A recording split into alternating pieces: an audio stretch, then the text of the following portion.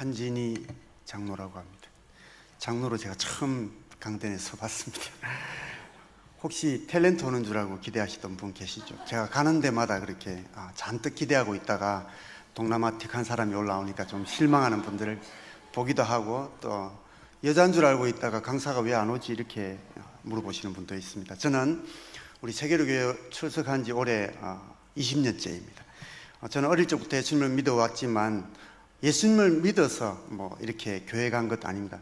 어릴 때 천막개척교회가 우리 동네에 생기면서 먹을 것 없던 시절에 보리떡 하나 얻어먹기 위해서 학용품 하나 받아 쓰기 위해서 그렇게 교회를 다녔습니다. 교회를 다니면서도 저는 말씀이 믿어지지가 않았고, 제 마음속에는 어릴 때 저는 항상 부정적인 생각들로 사로잡혀 있는 그런 아이가 저였습니다. 우리 아버지께서 대학을 졸업하시고 사업을 하셨는데, 저는 우리 친구들하고는 조금 남다른 가정에서 자랐습니다. 일남사녀의 외아들로 종갓집 종손으로 그렇게 태어났는데, 아버지께서 사업을 하시면서 하나 둘 말아드시기 시작했습니다. 우리 땅 안 밟으면 못 다닌다고 하는 머슴이 한 30명, 이렇게 옛날 말로 머슴이라고 그러죠. 농사 짓고 있는 그런 집안이었는데, 아버지께서 하나 실패할 때마다 말아드시기 시작해서 다 말아드셨습니다. 그리고는 우리 아버지께서는 집에 안 들어오시고, 그때부터 우리 집에 방문하시는 분이 저희 아버지였습니다. 저는 아버지 돌아가실 때까지 한 10번 정도 본 것 같습니다. 그리고 집에 오시면 낯선 아줌마하고 같이 옵니다. 그리고는 너 그 작은 엄마다 이렇게 부르겠습니다. 우리 어머니 앞에 당당하게 아버지의 애인을 데리고 왔습니다. 그리고 몇 날 며칠 지내다가 나면은 또 집을 나가십니다. 그리고 몇 년 있다가 얼굴 까먹을 때쯤 되면 오시는데, 지난번 작은 어머니가 아닌 다른 작은 어머니를 모시고, 저는 너무 싫었습니다, 그게. 그리고 또 몇 날 며칠 반찬 투정하다가 이렇게 또 집을 나가십니다. 한 10년 만에 집에 오셨습니다. 낯선 남자아이 둘을 데리고 와서는 네 동생들이다 이렇게 부르겠습니다. 저는 그때부터 외동이 아님을 알게 되었습니다. 우리 아버지께서 밖에서 배다른 남동생 둘을 데리고 들어왔습니다. 그리고는 기가 막힌 건 남동생 두 아이의 엄마가 서로가 다릅니다. 아버지는 우리 아버지입니다. 너무 싫었습니다. 어린 나이에도 우리 집이 너무 부끄러웠습니다. 아버지가 너무 미웠습니다. 저 사람이 내 아버지여야 되는 게 저는 이해가 되지가 않았습니다. 저는 아버지 없는 사람이라면서 막 이렇게 제 스스로한테 얘기하면서 자랐습니다.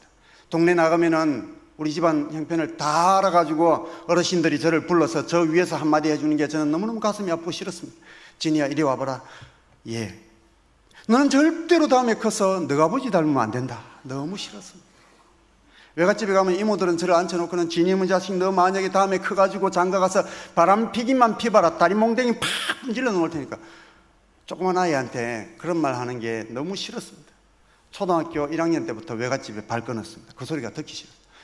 만나는 사람마다 하는 소리가 아버지 닮지 말라는 게 너무너무 싫었습니다. 안 그래도 미워 죽겠는데, 정오심이 가득 차 있는데 아버지한테 그런 아버지가 너무 싫었고, 집안이 너무 싫어서 삐딱해지고 그냥 부정적인 생각들로, 나는 왜 이런 집안에 태어났는가, 우리 집은 왜 이런 집안인가 늘 원망하며 살았습니다. 그런데 교회를 갔는데 우리 형편 다 아는 분들이 교사고 전도사님인데 한마디도 저한테 안 하면서 더 챙겨주고, 뭐 하나 더 먹을 거 챙겨주고, 몰래 친구들 몰래 하나 더 주고 따뜻하게 해주는, 그게 좋아서 주일학교를 다니고 중고등부를 다니고 청년을 다니고 이렇게 했지만, 예수님을 인격적으로 못 만나다 보니까 늘 마음속에 불평불만이 꽉 자리 잡고 있는 그런 아이가 저였습니다.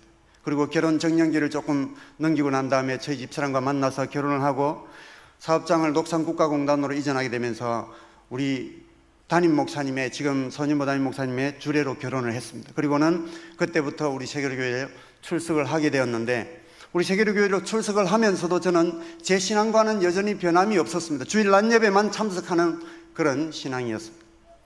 낮예배 빠져먹으면 하나님한테 매맞을 것 같아서, 그래서 어쩔 수 없이 낮이만 잠깐 예배드리고 축도하기 전에 도망쳐 나오는 그런 신앙생활을, 어정쩡한 믿음 생활을 하던 사람이 저였습니다. 우리 목사님께서 젊은 한 가정 등록하니까 일거리 맡겨보려고 맡겨주시면 한 번도 목사님 말씀에 순종 한번 해본 적이 없던 사람이 저였습니다. 목사님, 저는요 이래서 못하고 나 같은 놈은 이래서 할 줄 모릅니다. 못합니다.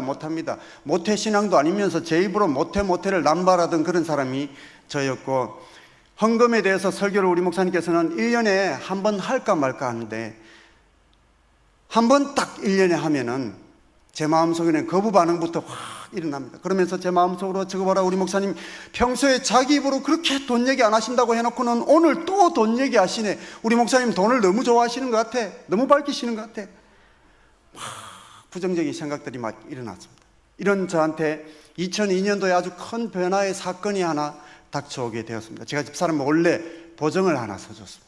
친한 사람한테 보증을 하나 서줬는데 그게 잘못되더니 뻥 터져가지고는 모든 가재도구의 신혼살림에 쓸만한 물건에는 전부 다 퇴근해서 들어오니까 문 따고 들어와가지고 빨간 딱지, 가압류 딱지가 다 붙었습니다. 그래도 못 갚으니까 날짜가 되니까 집달관하고 경매꾼들이 와서 우리 집 거실에서 막 경매가 되는 걸 제 걸 제 돈 주고 사서 다시 채워놓게 되었습니다. 그리고 또 잘 되던 사업이 제가 명의를 빌려주게 되면서 친구에게 명의를 빌려줬더니 1년 만에 50억의 빚을 남기고 부도를 내게 되었습니다.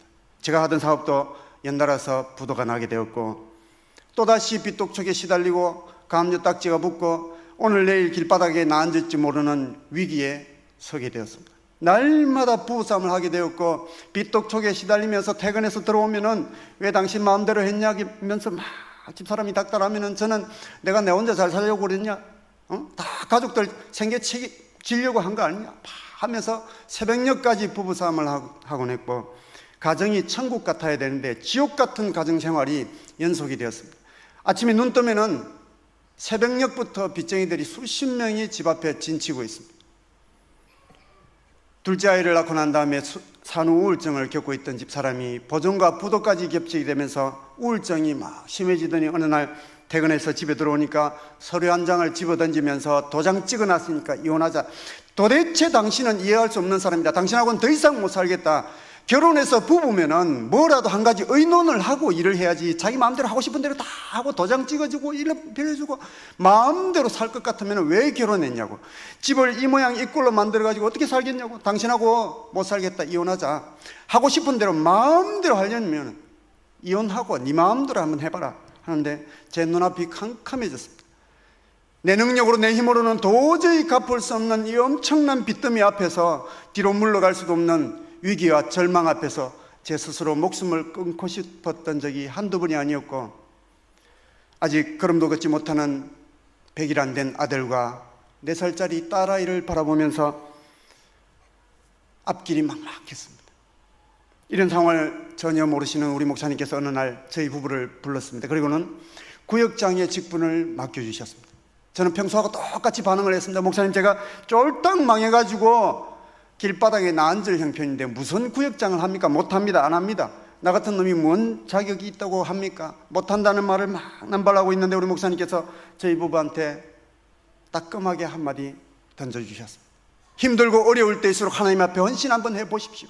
위기는 곧 기회다. 하나님께 올인하면은 하나님께서 집사님의 모든 것들을 다 책임져 주실 겁니다. 더 내려갈 곳 없는 이곳이 하나님께서 집사님한테 마지막으로 기회를 주는 것 같은데 이 기회를 붙잡고 다시 한번 일어서십시오 하는데 난생 처음으로 목사님 말씀에 이 말씀에 순종해야 되겠다 이런 마음이 들었습니다. 그리고는 그 말씀 듣자 말자 두 번 생각도 안 하고 그러면 목사님 말씀대로 한번 해보겠습니다 하고 제 입에서 그 얘기가 튀어나왔습니다. 그리고는 구역원의 명단을 주시는데 그 명단을 받아들고 나왔습니다. 그리고 몇 걸음 막 걸어가는데 우리 집사람이 제 뒤통수에 대고 막 노발대발하는데 이것 봐라, 이것도 의논하고 지 마음대로 결정하는 거 봐라, 변한 게 하나도 없는데 무슨 구역장을 한다고. 이혼할 판에 갈라설 판에 구역장 하고 싶은 네 혼자 나는 못한다. 당장 들어가서 목사님한테 못한다고 반납해라 하는데 아차 싶었습니다. 이미 늦었습니다. 그리고는 돌아서서 집사람 막 화냈는데 붙들고 애원했습니다. 여보 한번 해보자. 남자가 한번 한다고 했는데 어떻게 10걸음도 안 가서 못한다고 했는데 나는 그 말 못한다. 한번 해보자. 못 안 할 것 같으면 당신이 들어가서 얘기해라. 사고는 네가 쳤는데 왜 내가 하는데. 할 말이 없어. 한 번만 해보자. 정말 이게 하나님께서 우리한테 주시는 마지막 기회인 줄 어떻게 아는데. 한번 해보자. 해보고 안 되면 그때 가서 결정해도 안 늦으니까 한번 해보자. 3개월만 딱 해보자. 3개월 해보고 내가 열심히 할 테니까 3개월만 해보고 안 되면은 그때 목사님한테 반납하고 구역장 못하겠다고 하고 우리가 이사를 가든지 이 지역을 뜨고 교회를 옮기든지 그때 가서 결정하고 한 번만 해보자. 싹싹 불고 앞으로는 2번 다시는 무엇이든지 나 혼자 절대로 결정 안 할게 하고 막 싹싹 빌고 3개월 동안 기간을 정해놓고 구역장 하기로 하고 집으로 돌아왔습니다. 그리고는 명단을 집에 와서 뭘 할지 몰라서 주신 명단을 펼쳐봤는데 번호가 쫙 매겨져 있는데 14가정이 적혀 있었습니다. 번호가 있고 이름이 있고 주소가 있고 전화번호가 있고 적혀 있었습니다. 뭘 할지 몰라서 제가 구역 모임도 안 가고 뺀질뺀질하게 굴 때 구역장님들이 막 전화 왔던 게 생각나가지고 저도 적혀있는 전화번호를 보고 막 전화를 걸었습니다. 전화를 걸어서 오늘 처음 구역장을 맡은 한진 입사인데 좀 도와주십시오. 열심히 할 테니까 김 선생님, 박 선생님 도와달라고 막 이렇게 했더니 절반은 전화를 받고 절반은 전화도 안 받는데 전화 받은 가정들의 반응이 영 신통치가 않았습니다.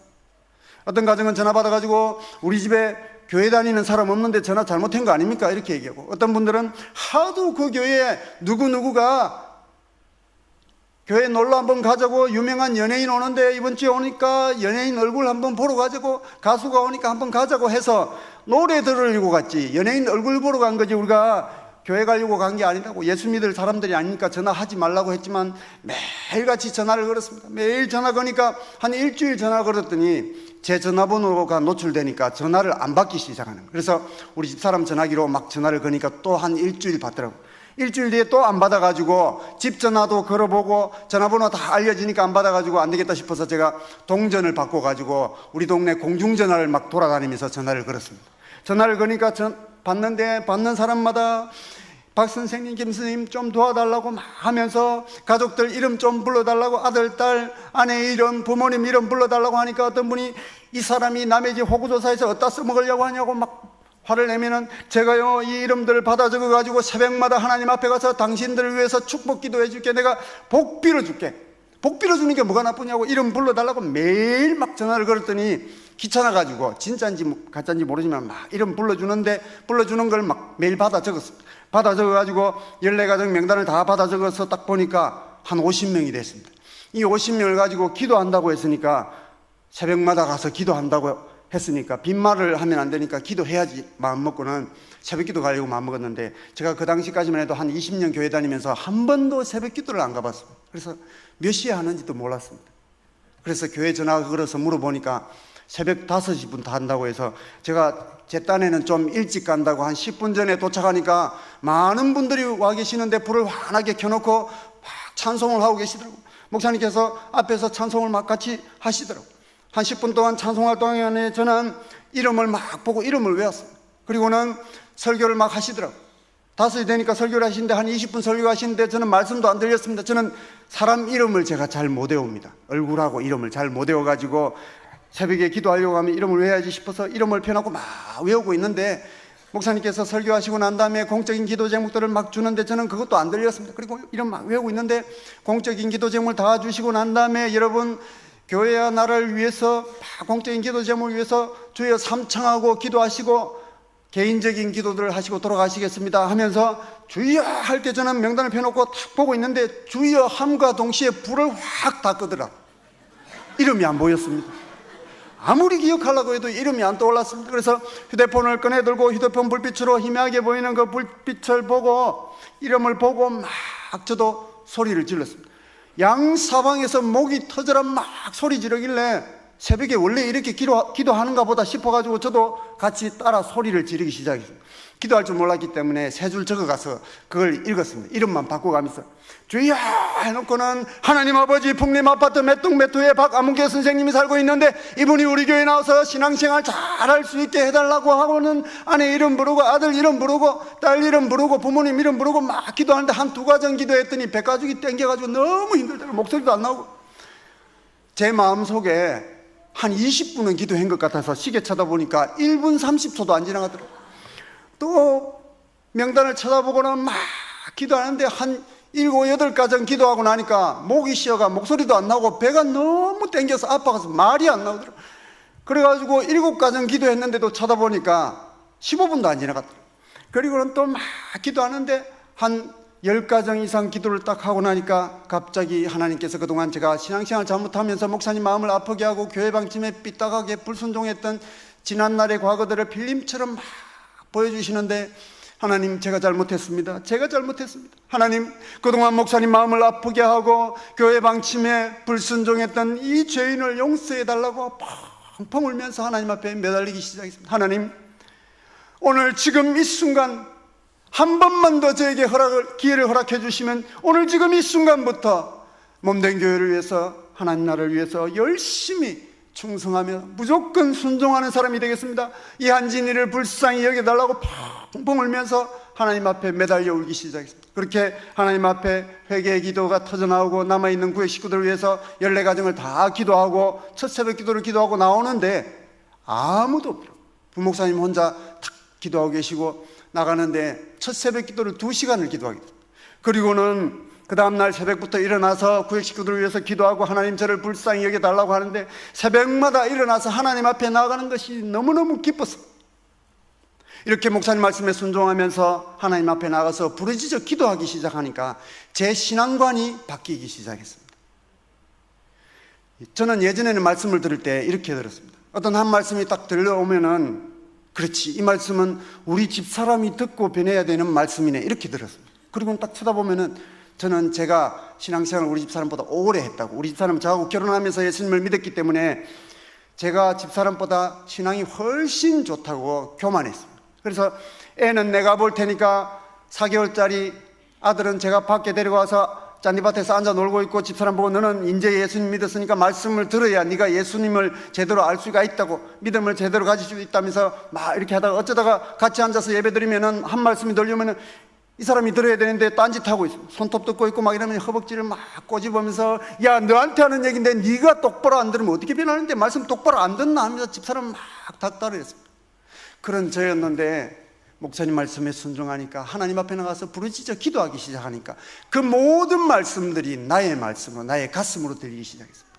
말씀을 들어도 기도를 해도 찬양을 해도 주체할 수 없는 눈물 콧물 범벅의 예배가 시작되었고, 목사님께서 인도하시는 제자훈련과 구역 모임을 통하여서 예수 믿는 재미가 어떤 것인지를 알게 되었고, 섬김의 본을 직접 몸으로 보여주시는 목사님과 사모님, 그리고 철저하게 목사님 말씀에 순종하시면서 교회와 성도들과 이웃들을 섬기시는 장로님들과 저보다 먼저 되신 구역장님들을 제 두 눈으로 똑똑히 바라보면서 저는 그분들 눈으로 보고 배운 대로 그대로 따라하기 시작했습니다. 그리고는 퇴근 후에는 그날 번 일당 중에서 11조를 떼놓고는 신방을 하기 시작했습니다. 2만 원을 따로 떼어가지고는 쫄딱 망한 가정에서 2만 원도 꽤 큰 돈인데 매일 2만 원씩 떼가지고는 남의 짐 노가다 해주고 벌어온 돈에서 2만 원을 가지고 한 14가정 우리 구역 식구 돌아보고 앞집도 돌아보려고 하니까 한 30봉지를 만들어야 되는데 2만 원 갖고 30봉지 만들 만한 게 살 게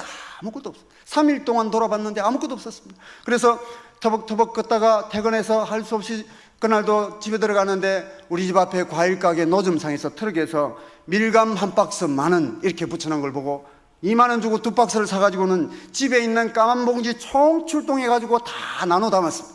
나눠 담아가지고 막 구역 식구들 찾아다니기 시작했습니다. 띵동 눌러가지고는 밀감이 참 맛있더라고, 드셔보시라고 드리고 박 선생님, 김 선생님 하고 막 드렸더니 한 3일 정도 드리니까 반응이 신통치 않았습니다. 매일 밀감을 갖다 드리니까 별로 반가워하지도 않는 것 같았습니다. 깨끗한 봉지도 아니고 막 꼬깃꼬깃한 봉지 꺼내가지고 갖다 드리니까, 그래서 안 되겠다 싶어서 이분들이 어떻게 하면 교회 나올 때 교회 나온 그날에 쉽게 하나님의 말씀을 받아들일 수 있을까 하다가 생각한 게 목사님 이름으로 갖다 드려야 되겠다, 목사님하고 친하게 해야 되겠다, 목사님에 대한 좋은 이미지를 심어야 되겠다 하고는 그때부터 밀감을 사가지고는 띵동 눌러놓고는 오늘 왜 또 왔어요 하는데 우리 목사님이요 김생 갖다 드려서 오늘 목사님이 사준 밀감 들고 목사님 심부름 왔다고 드리고, 그 다음날 또 가서 우리 목사님이 김생 너무 좋아하는 것 같더라고, 우리는 밀감 한 개도 안 주시는데 김생님한테 이렇게 봉지째 주시네요 하면서 또 갖다 드리고 막 갖다 드리는데 한 달쯤 갖다 드리니까 어떤 분이 문을 열고 나오면서 제가 갖다 드린 걸 다 들고 나오는 거예요. 양손에 가득히 까만 봉지를 들고 나오면서 바닥에 그냥 탁 내팽개치면서 우리 집에는 밀감 알러지 있어서 이런 거 아무도 못 먹는데 꼭 먹지도 못하는 거 이런 걸 매일 가지고 오느냐고 쾅 하고 문 닫고 던지고 들어가는데 너무 속상했지만 굴러가는 밀감을 주워가지고 성한 것을 좋은 것을 골라가지고 또 문고리에 걸어놓고 우리 구역장들이 했던 것처럼 메모지를 붙여놓고 오게 됐습니다. 제가 문도 안 열어주는데도 우리 구역장들이 또 권사님들이 와가지고는 문고리에다가 걸어놓고 갔나 싶어서 쳐다보면 문고리 잡고 막 기도하는 그 모습이 떠올라가지고 저도 문고리 잡고 기도하고 메모지를 붙여놓기를 우리 목사님께서 당신 가정을 위해서 기도하고 계십니다. 이렇게 붙여놓고 오게 됐습니다. 그렇게 매일같이 밀감을 가지고 왔는데 제가 조금 외골수입니다. 돈이 없다는 핑계도 있었지만 뭘 좀 품목을 바꿔가면서 하면 좋을 텐데 매일같이 한 달 내내 매일 하루도 안 빠지고 갖다 주니까 다들 안 좋아했던 것 같아요. 그래서 안 되겠다 싶어서 어떻게 할까 하다가 우리 교회 권사님이 운영하는 두부 공장에 갔습니다. 그리고는 권사님, 제가요 신방도 하고 전도도 좀 하고 싶은데 제가 돈이 없어가지고 2만 원밖에 없는데 살 게 없어요 했더니, 집사님이 한다면은 내가 그냥이라도 줄 테니까 부담 없이 그냥 가지고 가고 싶은 대로 가져가라 해서 이 두부 몇 판씩 가져와서 어떤 날 모자라면 반 모씩 잘라서 주기도 하고, 어떤 날은 제가 엄궁에 꽃시장 가서 엄궁 꽃시장에서 꽃 싸게 팔면은 그걸 집에서 한 송이 한 송이 포장해서 꽃도 갖다 드리고 그러면서 매일 찾아갔더니 믿지 않던 남편들은 거부하고 싫어했지만 매일 그렇게 찾아가고 전화하고 문자 메시지를 보내고, 생일이나 결혼기념일 때는 케이크를 제 돈 주고 빵집에 가서 사가지고는 생일 카드를 제가 적습니다. 김생님 생일 진심으로 축하합니다, 결혼기념일 축하합니다 하고 세계로교회 담임목사 소년보 해가 사인 제가 쫙 합니다. 제가 사가지고 목사님 이름으로, 우리 목사님이 당신 결혼기념일을 어떻게 알았는지 결혼기념일이라고 케이크 배달시켜서 제가 목사님 신부로 맞다고 그렇게 목사님 이름으로 갖다 드렸더니, 그분들을 또 우리 집으로 초대하고 식사를 대접하고 찜질방 영화관도 같이 가고, 우연히 식당에서 만나면은 제가 몰래 먼저 계산을 하고는 우리 목사님이 김생님 식사할 때 꼭 한번 대접하라고 저한테 돈 줬는데 오늘 기회를 얻었다면서 그렇게 계산을 하기도 하고, 아이들 때문에 힘들어하면 우리가 먼저 봐주겠다고 해서 우리 집에 데려와서 봐주기도 하는데, 남의 집 애를 보는 게 저는 그렇게 힘든 줄 몰랐습니다. 저는 지금도 솔직하게 표현하면 우리 애들 말고 남의 애는 별로 안 좋아합니다. 밤늦게까지 남의 집에서 애 때문에 영화 보러 못 간다는 얘기를 듣고 영화 티켓을 끊어가서 목사님이 주신다면서 영화 보고 오라고 보내고는 밤 12시까지 남의 애를 봐주기도 하고, 경조사가 생기면 내 가족처럼 밤을 새워서 도와드리면서 우리가 줄 수 있고 할 수 있고 나눌 수 있는 것은 무엇이든지 하면서, 저는 자랑 3가지를 빠지지 않고 입만 열면은 그분들을 만나면은 3가지 자랑을 꼭 했습니다. 예수님 자랑, 교회 자랑, 목사님 자랑. 이 중에서 제일 많이 했던 게 뭘 것 같습니까? 목사님 자랑을 제일 많이 했어요. 말씀을 쉽게 받아들이라고. 입만 열면은 그렇게 이 3가지 자랑을 하게 되면서 서로가 친해지면서 한 명 한 명씩 저에게 마음문을 열어주게 되었습니다. 이렇게 해서 첫 구역 모임을 할 때는 매일같이 전화 돌려가지고 월요일부터 금요일까지 아침에 전화하고 점심때 전화하고 이렇게 해가지고 금요일날 7시 반에 구역 모임 할 거니까 꼭 오시라고 했더니 귀찮아가지고 예 대답해가지고 음식 잔뜩 해놓고 있었는데 아무도 안 왔습니다. 그리고 난 다음에는 오기가 생겨가지고 3개월 동안 매일같이 찾아다녔더니 믿지 않던 모든 남편들과 아내들과 자녀들까지 몽땅 우리 교회에 출석하게 되었고, 어떤 가정은 부모님들까지 막 와서 예배를 드리고, 이렇게 하면서 14가정의 부모님까지 아이들까지 다 합하니까 50명이 넘어가지고 23평 아파트에서는 도저히 구역 모임을 한 번에 할 수가 없어서 1차, 2차, 3차 밥 먹는 데만 3차까지 막 이렇게 먹다 보니까 안 돼가지고 제자훈련을 받고 있는 저희 동서에게 구역을 넘기고 저 안에 단둘이서 이제 등록한 가정, 잘 나오지 않는 한두 가정을 데리고 똑같은 방법으로 구역을 섬기기 시작해서 작년까지 총 11개의 구역을 우리 교회에서 분가를 시켰습니다.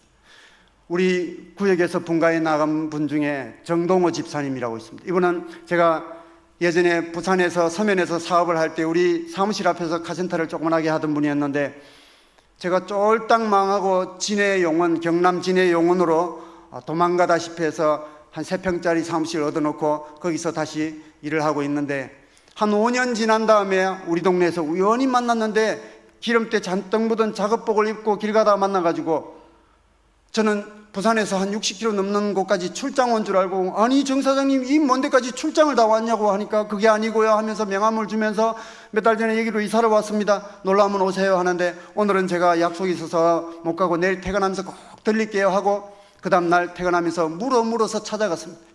제가 그 동네에 10년 정도 살고 있어가지고 웬만한 데는 다 알고 있는데 카센터가 안 보여가지고 5번 전화해서 물어서 찾아갔더니 카센터가 있으면 안 되는 곳이었습니다. 차가 많이 다니는 큰 길에 카센터를 차려놔야 사업이 될 건데, 이분은 무슨 마음으로 카센터를 차렸는지 골목 세계 안에 보이지도 않는 주택가 안에 골목 안에 자리 잡고 있어가지고 제가 내리니까 한숨을 쉬면서 여기가 차가 이렇게 없고 장사가 안 되는 줄 알았으면 내가 안 올 건데 괜히 와가지고 하는데 제 마음속에 그 말을 들으면서 쥐가 이상한데 차려놓고 엉뚱한 소리를 하네, 이 마음이 들었습니다. 그리고는 마음 한편으로 또 이 양반 전도해야 되겠다, 이런 마음이 들었습니다. 그리고는 그 말 딱 듣고 커피 한 잔 주는데, 정 사장님, 내가요 장사 기막히게 잘 되는 방법을 알고 있는데 내 따라 한번 안 갈래요? 하니까 어디요? 내가요 세계로교회 다니거든요. 이 말 딱 하니까 저기 기계에 붙어 있는 거 안 보입니까? 하는데 보니까 부적을 다 붙여놨습니다. 그 말 하거나 말거나, 내가 세계로교회 다니는데 우리 교회 성도가 약 2,000명 가까이 다 돼가는데 내 이름으로 한 번만 딱 교회 가서 11시에 예배 한 번만 딱 드려주면 내가 책임지고 카센터 홍보 내가 다 해줄게. 이러니까 어허이, 내가 이거 개업할 때 절에 스님 모시고 와가지고 친한 스님이 있어가지고 불공 드리고 개업했는데 한 집에 종교동의는 망합니다. 안 망하니까 한번 가자고.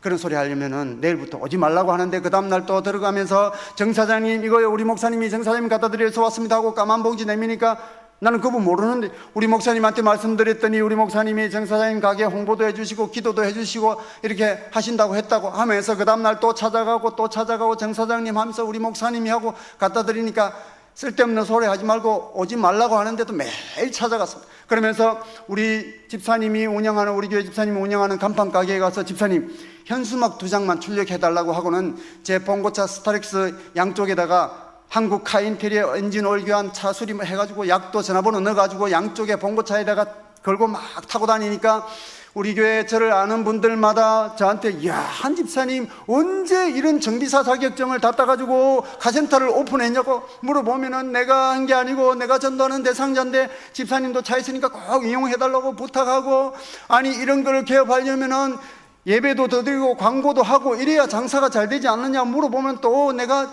전도하는 사람이라고 하면서, 특별히 친한 사람들 만나면은 너 만약에 딴 데 가서 오일 교환 빵꾸 이런 거 떼우다가 내 눈에 띄기만 띄면 네 차 그날 벽돌로 다 부숴버릴 테니까 알아서 해라고, 내 성질 알지 하면서 막 협박을 하면서, 바쁘다 하면 키만 주면 내가 가서 고쳐가지고 딱 갖다 줄게 하고, 진짜 제가 차 끌고 가서 고쳐서 갖다 주기도 하고 막 그렇게 했는데도, 한 달 보름을 그렇게 했는데도 꿈쩍을 안 해요. 그리고는 한 달 보름째 어느 날 제가 정 사장님 이거요 하고 퇴근하면서 까만 봉지를 들고 이거요 우리 목사님이 하려고 딱 목이라는데 갑자기 연장을 집어던지면서 정 사장이고 뭐시고 안에 오지 말라고 하면 안 와야 될 거 아니냐고 하더니 입에서 개나리가 나오고 10원짜리가 날라오고 100원짜리 날라오는데 제가 굉장히 소심합니다. 그래가지고는 겁을 먹어서 차를 탔습니다. 줄 것도 못 주고 그냥 차를 타고 그냥 돌아서 나왔습니다. 제가 소심하고 A형이고 여자들 탐바구니에 자라가지고 이 말도 잘 원래 못하고 그렇습니다. 지금은 이제 이게 한 수백 번 서다 보니까 훈련이 돼서 이렇게 말을 하게 되는 거고, 그리고는 집으로 가는데 막 화가 나는 겁니다. 저보다 나이 어린 사람한테 요거도 먹고 제가 자기 잘 되라고 막 홍보도 해주고 이랬는데 막 요거도 먹다 보니까 화가 막 나는데 집에서 저녁을 먹는데 분이 안 깔아앉는 거예요. 안 되겠다 싶어서 밥 숟가락 놓고 뛰어내려가가지고는 제 봉고차에 양쪽에 걸어난 현수막을 다 잘라가지고 쓰레기 봉지에 집어넣고는 내가 2번 다시 이 집에 가면 내가 사람도 아니다 하면서 지 잘 되려고 했더니 내가 왜 이런 소리를 들어야 되니까 제 양반은 사람도 아니다 하고는 절대로 내가 안 간다 하고 다짐을 했습니다. 그리고는 그 다음날 저는 갈 마음이 전혀 없었습니다. 그리고 집으로 이제 퇴근하는데 한 달 보름을 거기를 들렀다가 우리 집으로 퇴근하다 보니까 저도 모르게 정신 차려보니까 그 집 앞에까지 가 있었습니다. 깜짝 놀래가지고 내가 여기 왜 왔지? 하나님 저는 여기 하기 싫다니까요, 안 할랍니다 하고 막 투덜투덜 하고 있는데 하나님께서 번쩍 아이디어를 주셨습니다. 그리고는 차에서 내렸습니다. 앞타이어 바람을 빼기 시작했습니다. 바람을 쫙 나무꼬챙이 주워가지고 찌르니까 쫙 빠지더라고. 겨우 굴러갈 정도만 남겨놓고 덜컹덜컹 몰고 들어가면서 정 사장님 빵꾸 좀 떼어주세요 하려고 정 사장님하고 문을 딱 여는데 쇠파이프를 가지고 바닥을 치면서 정 사장이고 나버리고 오지 말라고 하면 안 와야지 내가 이래서 예수쟁이들하고 상종을 안 하는데 말귀를 못 알아듣냐고 귓구녕 먹었냐고 막 욕을 하면서 어제 했던 욕의 2배가 막 날라오는데 이틀 연속 요거도 먹다가 보니까 제가 소심한데 다혈질입니다. 이 다혈질 뚜껑이 확 열려가지고는 같이 막 맞받아쳤습니다. 욕은 못하고 주려고 봉지 들었던 거를 들고는 이 양반이 어디서 나한테 욕짓거리냐고, 내가 욕을 할 줄 몰라서 안 하는 줄 아느냐고, 내 차 상태를 보라고 빵꾸만 떼어주면 이 사람은 오라고, 저래도 안 온다 잔소리 해주면 빵꾸나 떼어라, 어디서 나한테 큰 소리 치냐고, 나한테 나이도 어린 주제에 하면서 리프트에 차를 올리면서 그래도 자존심에 큰 소리를 치면서 제 마음 한켠으로는 야, 이 인간아, 너 지금 뭐 하는데, 한 달 보름 동안 공들여 놓고 지금 네 뭐 하고 있는데 하는데도 제 입에서는 큰 소리가 막 튀어나와. 그러면서 키 작아서 군대도 못 걷는 주제에 누구한테 큰 소리 치냐고 안 해야 될 말이 튀어나와서 제가 깜짝 놀래가지고는 빵꾸나 떼어주소 하고는 하니까 자기도 멋쩍었던지 차 상태를 보더니 리프트를 막 붕 뜨더라고. 리프트를 뜨는데 후회가 막 밀려왔습니다. 안절부절하다가 잠깐만요 하니까 왜요? 잠깐만 하고는 봉고차 뚜껑을 열었습니다. 그리고는 봉지 2개를 더 꺼냈습니다. 타이어 빼는 옆에서 우물쭈물하면서 정 사장님, 내가 잘못했습니다. 우리 목사님 심부름 와가지고 주제도 모르고 큰 소리치고 미안하다고 우리 목사님한테 이 말 들어가면 내가 구역장 잘리니까 한 번만 용서해달라고, 없던 일로 해달라고. 오른쪽 타이어 빼고 옆에 왼쪽 타이어 빼는 데 서가지고 또 우물쭈물하니까 저리 가시라고 하는데도 잘못했다고 막 하니까 바람을 넣어가지고 분무기로 뿌려보고 그래도 안 되니까 물통에 집어넣어가지고 이상하네, 빵꾸 안 난 것 같은데. 안 났죠, 제가 바람만 뺐으니까. 그렇게 막 하고 있는데 벽에 포스터가 눈에 딱 띄었어요. 족구 동호회 회원 모집 해가지고 밑에 임원 정동호, 이분 이름이 딱 들어있는 걸 보고 정 사장님, 내가요 부탁 하나만 할 테니까 교회 가자 하려면 하지 말라고. 그게 아니고 우리 교회는요 1년에 2번씩 전반기 후반기에 족구대회를 구역별로 하는데 우리 구역에는 족구를 잘하는 사람이 아무도 없고 특별히 족구할 때마다 온 교인들이 나한테 별명 붙여줬는데 내 별명이 뭔지 압니까? 뭔데요? 내 별명이요 한개발입니다. 왜요? 실제 제 별명입니다. 나도 족구 잘하고 싶은데 제가 차면은 오른쪽으로 차는데도 왼쪽으로 갑니다. 실제 상황. 그래서 우리 구역원들이 우리는 개발구역장 때문에 되는 게 없다, 남들은 그 어마어마한 상금 받아가지고 놀러도 가고 맛있는 것도 사 먹는데 우리는 기껏해서 구역장이라는 사람이 예선 한번 통과하는 걸 목표로 세우는데 뭐가 잘 되겠노? 족구할 때마다 딴 데 가고 싶다. 이래서 내가 얼굴을 못 들고 다니는데 소문 들어보니까 이 동네에서 잘 족구를 잘한다는 소문이 있던데 한 번만 다 와가지고 족구 한 번만 해주면 안 되겠냐고 하니까 족구 한 번만 해주면 귀찮게 안 할 겁니까? 족구 한 번만 해주면 2번 다시는 내가 귀찮게 안 할게. 이렇게. 진짜죠. 언제 하는데? 이번 주에 하니까 한번 오라고 하니까 이번 주에 갈 테니까 오지 말라고. 고맙습니다 하고는 빵꾸 떼어가지고 나오는 거를 나오면서 내일 뵙겠습니다 하니까 오지 말라니까요. 나왔습니다. 그리고는 퇴근하면서 정 사장님 오지 말는데 왜 왔는데? 정 사장님 5일 남았습니다. 그 다음날 또 가서 4일 남았습니다. 3일 남았습니다. 마지막 날 토요일 나가서 내일입니다. 어지간하게 해라고. 알았다고. 내일 제가 10시 반에 모시러 올게요 하니까 나도 차 있으니까 내 알아서 갈 테니까 오지 말라고 하는데 내일 10시 반에 오겠습니다 하고는 나왔습니다. 그리고는 주일 아침에 일찍 일어나서 씻고 이제 밥을 막 먹는데 밥을 막 먹으면서 드는 생각이, 제가 한 달 보름 동안 요거 얻어먹으면서 전도했는데 혹시 이 양반이 어디 도망가는 거 아닌가 이런 생각이 들었습니다.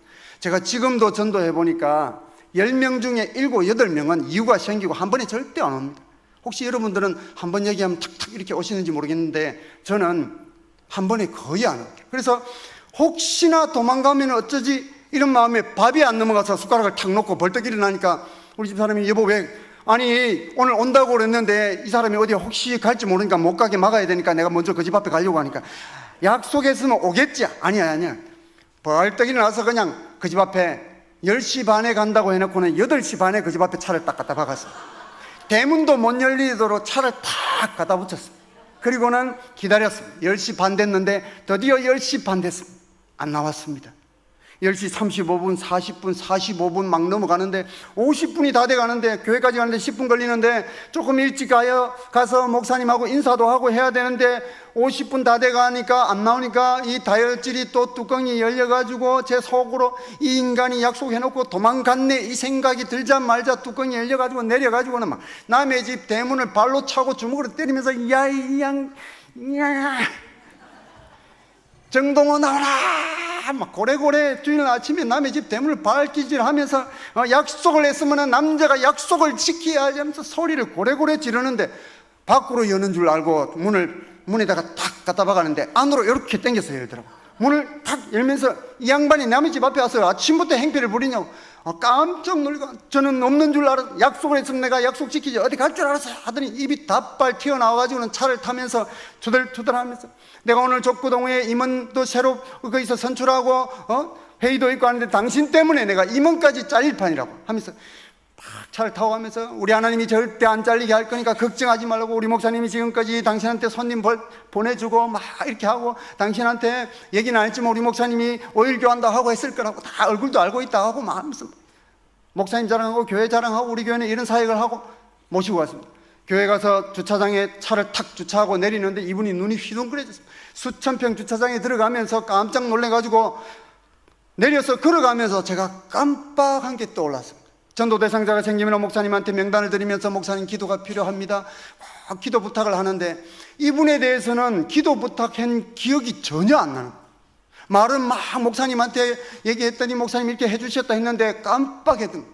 그리고는 그 마음이 드니까 목사님이 알아봐 주셔야 되는데 하는 마음이 드니까 갑자기 제가 걸음이 막 빨라지니까 이 짧은 다리로 막 뛰어서 따라오더라고요. 천천히 오셔도 된다 하고 제가 막 뛰니까 더 빨리 뛰더라고요. 좀 천천히 오시라고 막 뛰어가서 목사님 앞에 서서 예배당 앞에서 성도들을 가볍게 악수하시는 목사님 앞에서 헐떡거리면서 목사님 아는 체 해달라고, 목사님 이분이 지난번에 목사님한테 말씀드렸던 정동호 선생님이다 한쪽 눈을 감고 막 사인을 보냈습니다.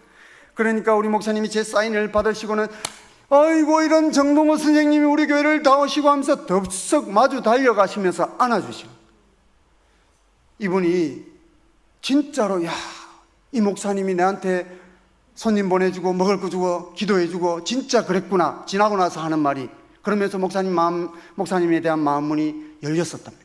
예배에 들어가기 전에 마음문이 절반 열려가지고 말씀을 듣는데 중간쯤 되니까 훌쩍훌쩍 우는 소리가 있어서 우리 권사님이 은혜 받으셨나 보다 싶어서 쳐다보니까 권사님은 말똥말똥 오늘 처음 나온 이분이 눈물을 막 흘리면서 울기 시작하는데 눈물이 나니까 콧물이 나오고 해가지고 바지에 닦고 있어서 제 손수건을 눈물 닦으러 줬더니 그 손수건에 코를 팍 풀고 눈물 닦고 첫 예배를 눈물 콧물 범벅의 예배를 드리는데 저도 같이 막 울면서 예배를 얼마나 기뻤는지 하나님 감사합니다.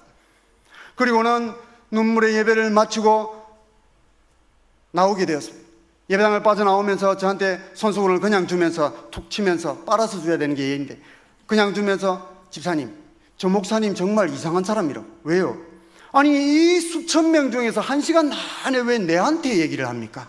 자기한테 하는 얘기로 들렸다며.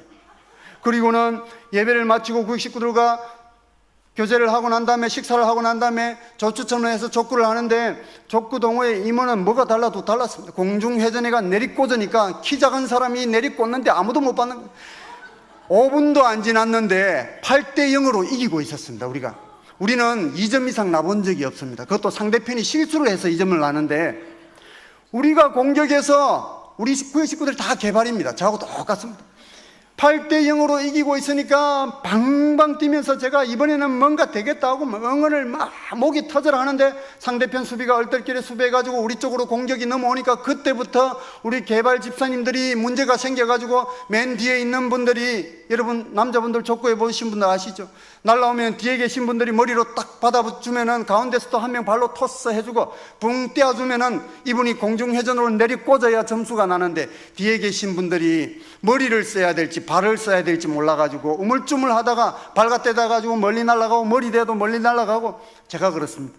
그래가지고는 8대 1, 8대 2, 8대 5, 8대 7 되니까 실수한 집사님 밀어내고는 내가 살다 이런 개발은 처음 봤네. 나가라고.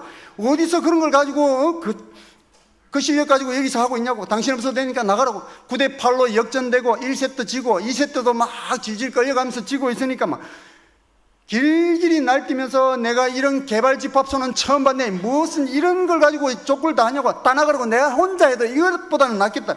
팀워크가 무너지니까 저희 점수는 8점이 끝이었습니다. 가볍게 2대 0으로 예선 탈락을 그냥 해버렸습니다. 너무 안타까웠습니다. 저는 예선 통과하고 나면 16강, 8강, 4강 나름대로 그걸 또 빌미로 모시고 오려고 했는데 한 방에 떨어지니까 다음 주에 무슨 핑계 대고 데리고 오나 막 이런 고민을 하고 있는데 상대편하고 악수하고 우리 집사님한테 미안하다고 성질내서 미안하다고 하더니 저한테 오더니 화가 안 풀려 씩씩거리면서 집사님 왜요? 수고했다고 수고했다고 이러니까 나는요 이대로는 절대로 못 넘어간다고. 한판 붙을 것 같아서 이거 재미로 하는 거지 뭐 이걸 목숨 거냐고 수고했다고 하니까 그게 아니고 나는 찍어는 못 삽니다. 다음 주에 우리 회원 2명 더 데리고 올 테니까 한 번만 더 하게 해달라고. 데리고만 오면 내가 책임지고 족구팀 만들어낼 테니까 데리고 오라고. 그 대신에 족구 선수로 출전할 수 있는 자격은 11시 예배 드려야 자격이 주어지니까 예배만 드리면 내가 팀 만들게. 그랬더니 진짜로 2명 전도해서 10시 반부터 데리고 와서 앉아서 말씀을 들었습니다. 우리 구역은 탈락했지만 우리 교구에서 진출한 팀의 양해를 구하고 전도해야 되니까 좀 뛰게 해달라. 상금은 너희가 다 해라. 분명히 우승한다 하고는 3명을 끼워 넣었습니다. 선수 3명이 뛰니까 적수가 없었습니다. 가볍게 16강 통과하고 8강 통과하고 4강 통과하고 결승전까지 딱 갔습니다. 결승전 가서 어금버금 하다가 아쉽게 준우승을 했습니다. 준우승을 하고는 상금 저한테 받아가지고 오는 걸 다른 팀한테 주고는 수고했다고 내가 대신 맛있는 거 사줄 테니까 수고했다고 막 이렇게 하니까 저한테 하는 얘기가 집사님, 구역장님, 나는요 교회가 이렇게 행복하고 재밌는 데일 줄 몰랐다고. 나는 옛날에 내 행복이라고 생각했던 거는 빨간 날만 되면 아침 일찍 일어나서 조기 축구에 가서 공항 한번 차고 술 한잔 마시고 족구하고 또 술 한잔 마시고 배구하고 술 한잔 마시고 하루 종일 그렇게 하다가 서너 시점 집에 들어가서 샤워하고는 TV 켜놓고 뒹굴거리면서 방바닥에서 리모컨 채널 돌리면서 맥주 한잔 차 해야 그게 피로가 풀리고 다음날 내가 또 일할 수 있는 에너지를 충전하는 건 줄 알았는데, 교회에 나와서 하나님 말씀 듣고 성도들하고 교제하는 것이 이렇게 좋은데 왜 그때 부산에 있을 때는 나한테 교회 가자 소리 한 번도 안 했습니까? 좀 일찍 데려와 주지 이렇게 얘기하더라고요. 그러면서 다음 주에 우리 애들하고 우리 집사람도 오면 안 됩니까? 대고 말고요 데리고 오고. 예수 믿을 마음이 전혀 없었지만 족구 선수로 출전하려고 2명 데리고 전도해서 와서 4주 연속으로 와서 말씀을 듣다가 보니까 그 마음속에 믿음이 생기고, 우리 목사님께서 늘 하시는 말씀 중에 하나가 하나님의 말씀을 들어야 변화가 생기지 말씀을 안 듣는데 어떻게 그 영혼이 변할 수가 있느냐. 하나님의 말씀이 선포되는 이 자리에 데려와서 앉혀서 말씀을 듣게 하라. 우리 목사님께서 늘 하시는 말씀, 하나님 말씀에도 강건하여 데려다 내 집을 채우라 하신 그 말씀이 그대로 이루어지는 것을 보게 되었습니다. 믿음은 들음에서 나고 들음은 그리스도의 말씀으로 말미암기 때문에 할 수만 있다면 데려와서 말씀 듣게 하는 게 우리의 임무다. 그렇게 우리 목사님께서 저희들에게 늘 하시는 말씀입니다. 그렇게 하고 나니까 그 다음 주에 또 진짜 온 가족을 4명을 더 몽땅 모시고 와서 예배를 드리고, 그 다음 주에는 장모님 모시고 오고 처남 모시고 오고 처형 모시고 오고. 어느 날 제가 5일 교환하려고 카센터를 갔더니 구역장님 조금만 기다려주세요 하더니 막 뛰어가는데 보니까 양손에 까만 봉지를 들고 막 뛰어가더니 앞집에 식당문을 딱 열고는 탁 열고는 사장님 이거요 우리 목사님이 사장님 갖다 드리려서 왔습니다. 옆집에 사장님 이거 우리 목사님, 제가 안 가르쳤는데 제가 써먹는 방법을 그대로 써먹으면서 막 전도를 하는데 매일 새로운 사람들을 모시고 막 예배를 참석을 했습니다. 이렇게 하면서 만나는 사람마다 가게 부품을 공급하는 기사, 손님, 자기 가게 주변에 있는 모든 사람들을 다 모시고 교회로 오게 되었고, 이렇게 전도하면서 이 정동호씨 가정에서 작년까지 전도한 사람이 600명 이상을 전도하게 되었고, 정동호씨 가정을 통해서 60명 이상이 세례를 우리 교회에서 받았습니다. 그리고는 5년 전에는 안수집사의 귀한 직분과 구역장의 직분을 동시에 받아서 몸된 교회와 하나님 나라에서 충성하고 봉사하는 하나님 나라의 소중한 일꾼이 되었습니다. 저는 서두에 말씀드린 것처럼 우리 목사님의 주례로 결혼을 했지만 뺀질뺀질한 순종하지 못하는 그런 사람이었습니다. 구역 모임은 참석하지 않았고 구역장이 누군지 알려고 생각지도 않았던 사람이 저였고, 성도 간의 교제와 섬김과 봉사하고는 저하고 거리가 먼 것처럼 살았습니다. 특별히 전도는 하나님으로부터 특별하게 은사를 받은 사람, 능력을 받은 사람, 이런 사람들만 하는 것이 전도인 줄 저는 알았습니다. 이런 제가 우리 목사님과 함께하는 제자훈련을 받게 되면서 하나님께서 성도인 저에게 가정을 주시고 물질을 주시고 건강을 주시고 내가 이 땅에서 누릴 수 있는 모든 것들을 다 누릴 수 있도록 저에게 맡겨주신 딱 한 가지의 이유는 하나님의 관심인 이 복음을 전하는 데 사용하라고. 우리 주님의 피 맺힌 소원이요 유언이요 마지막 부탁이요 명령인 이 복음을 전하는 데 사용하라고 성도인 저와 여러분에게 하나님께서 우리가 이 땅에 있을 동안에만 잠깐 맡겨주셨다는 사실을 우리 목사님의 가르침을 통해서 분명히 깨닫게 되었습니다. 그리고는 제자훈련 때 우리 목사님께서 우리 교회 황 권사님의 고추밭 사건을 간증을 해주셨는데 저는 이게 너무 저에게 충격적으로 다가왔습니다. 여러분 아시죠? 우리 권사님 고추밭 뽑히고 노발대발하던 권사님에게 우리 목사님께서 한마디 해주셨던 그 말씀이 하나님께서 저에게 하시는 말씀처럼 들려왔습니다. 권사님, 오늘 지금 이 순간에도 예수님을 믿지 않고 눈을 감으면 100% 지옥 가는 저 영혼들이 불쌍해서 그들을 가슴에 품고 하나님 앞에 나가서 애간장이 타도록 기도 한번 해보신 적 있습니까? 나를 구원해 주신 주님의 은혜가 너무너무 감사해서 하나님 앞에 가서 가슴이 떨리도록 감사 기도 한번 해보신 적 있습니까?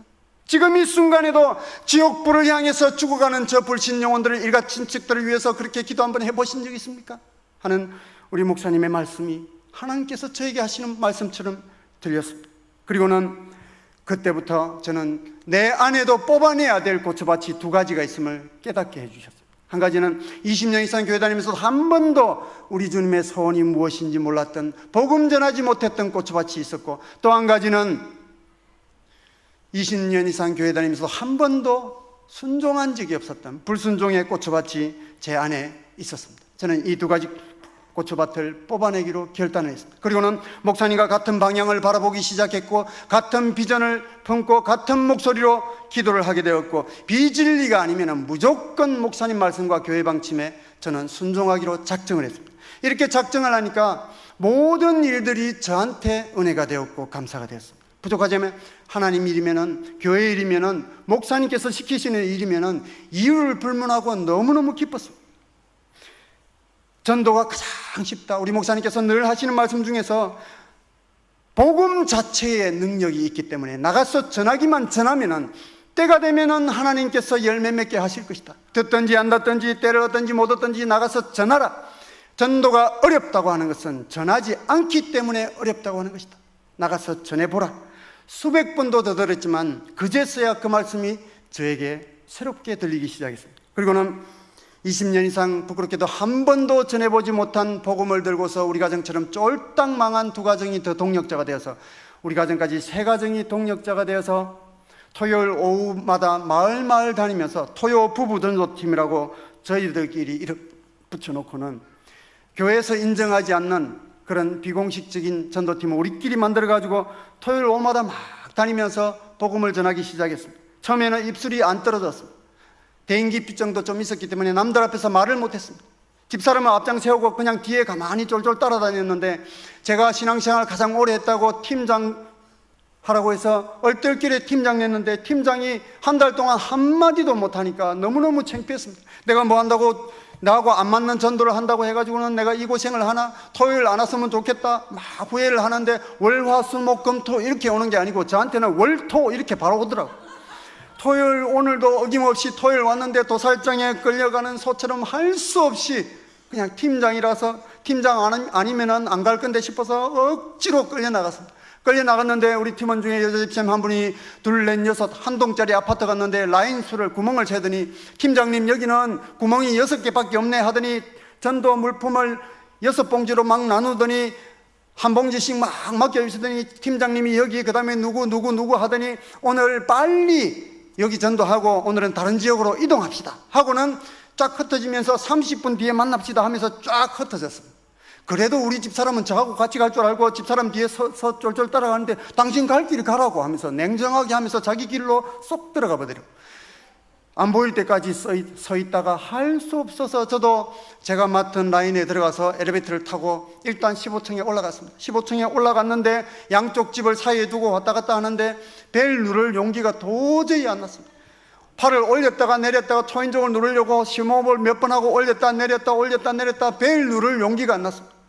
심호흡을 크게 하고 벨 누르려고 안 했는데 저도 모르게 띵동 눌렀습니다. 깜짝 놀래가지고는 두 손을 모으고 하나님 앞에 기도하기 시작했습니다. 하나님 제발 아무도 없게 해주십시오. 전도하러 간 사람이 사람 나올까봐 겁나가지고 빈집이기를 간절히 기도했는데 기도 응답 받아가지고 두 집이 다 비었습니다. 하나님 감사합니다. 14층으로 걸어 내려가면서 그 다음 집들도 아무도 없게 해주이소 하면서 터벅터벅 걸어 내려가면서 기도하면서 걸어 내려갔는데 14층에 두 집이 또 비었습니다. 기도 응답 또 받았어요. 그리고는 하나님 13층 내려가면서 즉각 응답하시는 하나님, 이 라인을 몽땅 비워주세요. 이런 얼토당토한 기도를 했던 사람이 저였습니다.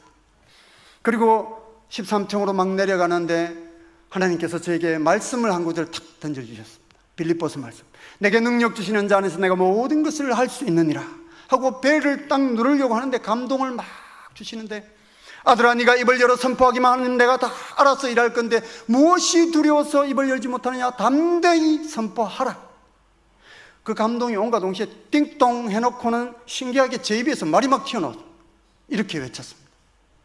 안녕하세요, 세계를 위해 썼습니다. 우리는요 잔디밭 2,500평 주차장이 2,500평인데 아스팔트를 5천만 원 주고 하고 번당을 9억 8천 주고 짓고 남의 집 앞에서 안 해도 되는 건축보고가 막 튀어나오는데 교육관 건축보고, 식당 건축보고, 어린이집 건축보고 막아도 막 다 하고 나니까 멈추려고 해도 안 멈추던 건축보고가 딱 멈췄습니다. 저는 하나님께 가장 먼저 감사하지만 우리 목사님께 늘 감사한 것 중 하나가, 그렇게 말 안 듣고 뺀질뺀질하고 건축의 건자도 모르는 30대 초반인 저한테 건축위원 중에 11명 중에 1명으로 세워주셨고 우리 목사님과 같이 4번을 같이 건축하게 되었습니다. 그래서 아는 게 건축밖에 없었습니다. 남의 집 앞에서 건축 보고 다 하고 난 다음에 저도 모르게 바로 한마디가 툭 튀어나왔습니다. 제 의지가 아니었습니다. 툭 튀어나온 그 한마디가 지금의 저를 이 자리에 서 있게 했습니다. 이렇게 외쳤습니다. 예수님 한번 믿어보세요. 너무너무 좋습니다 하고 툭 튀어나온 한마디가 말로 표현할 수 없는 기쁨이, 희열이 가슴 밑에서 샘솟듯이 소름 돋듯이 막 올라오는데 너무너무 기뻤습니다. 그때부터는 두려움이 싹 사라지고 11층, 12층, 9층, 8층 내려가면서 제 입에서 신기하게 복음이 막 튀어나왔습니다. 안녕하세요, 예수 믿어요, 구원받습니다. 우리가 이 땅을 언젠가는 떠나는데 심판을 면할 길은 예수 믿는 방법밖에 없습니다. 예수 믿고 구원받읍시다. 우리 세계로교회에서 말씀 한번 들어보십시오. 고래고래 이 마이크보다 감정이 통제가 안 돼가지고 10배는 더 크게 일자로 된 복도에서 고래고래 소리 지르니까 7층에 어떤 여자분이 애기 안고, 갓난애기 안고 문 열다가 놀래가지고 안에서 문고리 잠그고 4층쯤 내려왔는데 남자분이 저보다 더 큰 소리로 위층에서 몇 층인지 모르지만 소리를 빡 지르더니 욕을 하면서 야 이 미친 자식아 거기 좀 서 있어봐라. 내가 밤새도록 일하라고 와가지고 야간하고 와서 이제 잠 좀 자려고 하는데 30분 동안 복도에서 소리치는 놈이 누군지 낯짝 한번 보자 하더니 다다다다다 뛰내렸는데 놀래가지고 봉지 들고 밑으로 막 뒤에는 따라오고 로비에 가니까 경비 아저씨 2명이 잡으러 왔습니다. 경비실에 끌려갔습니다. 끌려갔는데 빗발치듯 인터폰이 날라오면서 경비 아저씨들이 막 노발대발하면서 전도용품을 확 빼들더니 뭘 종이에 자기들이 막 적으면서 누구 밥줄 끊으려고 작정을 했냐고, 여기 문 열어준 것만 해도 감사해야지 어디서 소리 질러가지고 하더니 제 손을 확 당겨서 도장 찍고 나가라 하더니 지장을 강제로 찍히면서 보니까 다시는 이 아파트에 전도 하러 안 온다 하고는 지장을 강제로 찍고 쫓아냈는데 쫓겨나는데도 그렇게 기쁠 수가 없었어요. 난생 처음으로 내 입으로 주님을 시인했던 그 순간을 지금도 잊을 수가 없어요. 토요일 오후에만 이렇게 잠깐 전도를 하니까 일도 전도도 제대로 안 돼가지고 복음을 전하는 하나님 일에 우선순위를 두기로 결정을 하고는 토요일 하루를 가게 문을 걸어 잠그고 오전부터 전도하면서 전도용품을 또 정성스럽게 포장하고 12시가 되면은 우리 팀들과 만나서 또 복음 전하고 토요일 오후에만 또 잠깐 하니까 안 돼서 만나는 사람마다 월요일부터 막 복음을 전하기 시작했습니다. 제가 일하는 현장에 가서도 복음을 전하고 사장님들한테 복음을 전하고 막 이렇게 했는데도 하나님께서는 우리 가정에 열매를 안 주셨습니다. 저는 우리 같이 전도했던 분이 같은 제자반 동기들이었고 또 제자반 숙제가 전도 못하면 벌금이 제일 셉니다. 전도 못하면 일주일에 1명 못하면 2만 원 벌금인데 제가 2만 원, 집사람 2만 원 하면 없는 집안에 일주일에 4만 원 벌금 나가야 되고 직분자 모임에 가면 또 벌금 내야 되면 일주일에 전도 1명 못하면 8만 원씩 나가야 됩니다. 그래서 벌금도 면해야 되는데 다른 가정은 한두 명씩 모시고 오면서 입이 귀에 걸려서 우리는 전도했다고 하는데 우리 가정은 정확하게 10달 동안 1명도 열매를 얻지 못하고 벌금만 내다 보니까 낙심하고 털썩 주저앉았습니다. 그래, 나하고 전도는 안 맞는가 보다. 내가 생각해도 내가 남이라고 생각해도 나 같은 놈이 복음 전하면 안 믿겠다. 쫄딱 망해가지고 지금도 처해진 상황은 전혀 변한 것이 없는데 빚쟁이들한테 쫓기는 내 같은 놈이 복음 전하는데 누가 믿겠나? 내가 분수를 몰랐지.